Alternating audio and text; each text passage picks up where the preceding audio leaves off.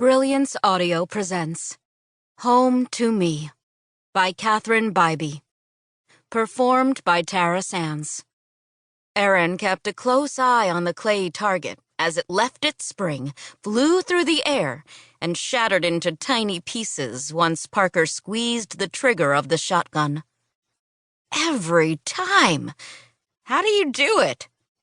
Erin was impressed.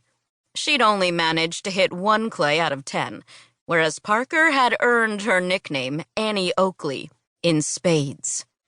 Practice. You just started. Give yourself some time.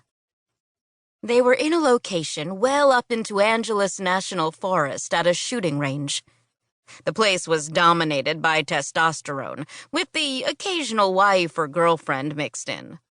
Erin and Parker were the only women shooting without a man at their side. Let's throw out a few more and move over to the pistol range. Moving targets are harder, but I really want you to get the feel of how the shotgun kicks back so you can keep control of it. Parker was giving her lessons without the bucket full of questions anyone else would ask. Erin had moved on to Parker's property at the end of the previous summer. Parker had been desperate to rent the guest house after surviving a fire that almost destroyed everything her family owned. And Erin had been just as eager to set up a new life far away from the main roads and close-knit neighborhoods of any big city. She wouldn't stick out in a town the size of Santa Clarita, nor would she be surrounded by the tourists and business people that overran larger Southern California cities. Erin had expected to find solitude, and what she found instead was a spectacular friend. A friend who realized Erin was hiding from her ex, but never once pushed to find out the details. No, Parker didn't pry. She simply told Erin that when she was ready, she would listen. Even now, while shooting targets, or missing them as in the case of Erin's terrible aim, Parker could easily ask why she had a strong desire to learn how to shoot. Parker hadn't. Not once. She handed Erin the gun with the barrel open and ready to load. This she'd figured out. Hitting shit with it, not so much. Although, if anyone asked, she'd say that even loading the weapon offered a certain amount of strength she didn't know was in her. With her safety goggles on and her ears plugged with orange earplugs, eyes and ears, as Parker called them, Erin placed the butt of the gun into her shoulder. "Are you forgetting something?" Parker asked. For a second, she paused, confused. Then she smiled and cocked the gun. The sound was hauntingly satisfying.